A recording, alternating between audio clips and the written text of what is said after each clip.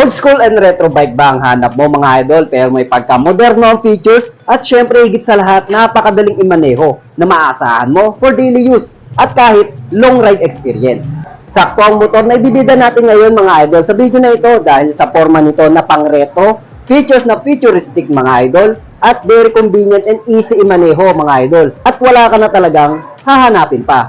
Pero sulit nga ba ang motor na ito kung pang araw-araw mo gagamitin o pang forma lang ito? Alamin natin yan mga idol.